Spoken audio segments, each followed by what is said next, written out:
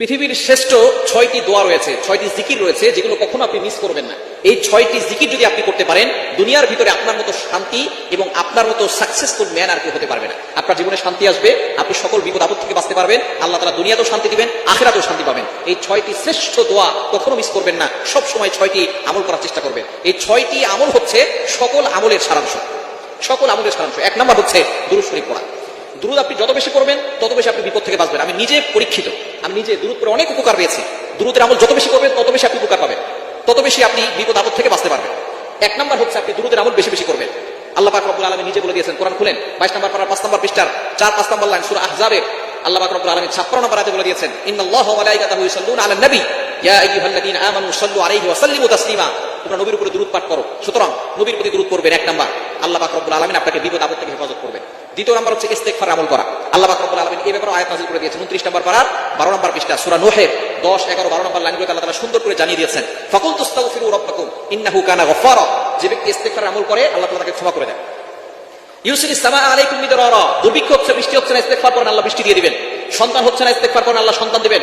সম্পদ নাই, অভাবে আছেন, ইস্তেগফার আমল করেন, আল্লাহ তাআলা অভাব দূর করে দিয়ে সম্পদের ব্যবস্থা করবেন, জান্নাত দিবেন, জাহান্নাম থেকে মুক্তির ব্যবস্থা করবেন। শুধু তাই নয়, নবীজি সাল্লাল্লাহু আলাইহি ওয়াসাল্লাম আরো জানিয়ে দিয়েছেন, মান লাযিমাল ইস্তিগফার জাআলাল্লাহু লাহু মিন কুল্লি যিকিন মাখরাজা।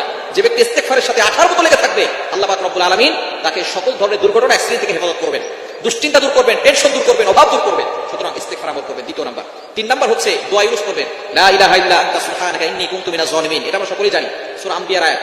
ইউনূস আলাইহিস সালাম যখন কঠিন বিপদে পড়েছিলেন তখন তিনি এই দোয়াটা পড়েছিলেন, আল্লাহ পাক রব্বুল আলামিন তাকে বিপদ থেকে মুক্তির ব্যবস্থা করেছেন।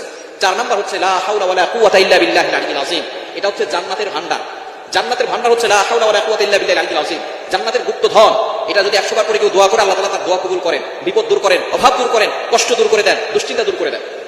5 নম্বর হচ্ছে আপনি আল্লাহ তাআলার একটি গুণবাচক নাম ইয়া জাল জালালি ওয়াল ইকরাম, এটা বেশি বেশি করবেন। ইয়া জাল জালালি ওয়াল ইকরাম, আল্লাহ তাআলার গুণবাচক নাম করে দোয়া করলে দোয়া কবুল। আল্লাহ নিজে বলছেন, কোরআন খুলেন, পবিত্র কোরআনুল কারীমের ভিতরে 9 নম্বর পারা 13 নম্বর পৃষ্ঠা 4 নম্বর লাইন সূরা আরাফের 180 নম্বর আয়াতে আল্লাহ বলছেন, ওয়ালিল্লাহিল আসমাউল হুসনা ফাদউহু বিহা।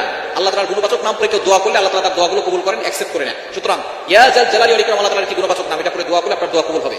এবং 6 নম্বর হচ্ছে সুবহানাল্লাহি ওয়ালহামদুলিল্লাহি ওয়ালা ইলাহা ইল্লাল্লাহু আল্লাহু আকবার। এই 4টা বাক্য আল্লাহর কাছে সবচেয়ে বেশি প্রিয়। আহাব্বুল কালাম ইলাল্লাহি আরবা, সুবহানাল্লাহ ওয়ালহামদুলিল্লাহ লা ইলাহা ইল্লাল্লাহ আল্লাহু আকবার। এটা যদি আপনি পড়েন, এই 6টি আমল পৃথিবীর শ্রেষ্ঠ আমল। এগুলো করলে আপনি কোনোদিন কোনো জায়গায় ব্যর্থ হবেন না। আল্লাহ তাআলা সব জায়গায় আপনাকে সফলতার চূড়ায় পৌঁছে দেবেন।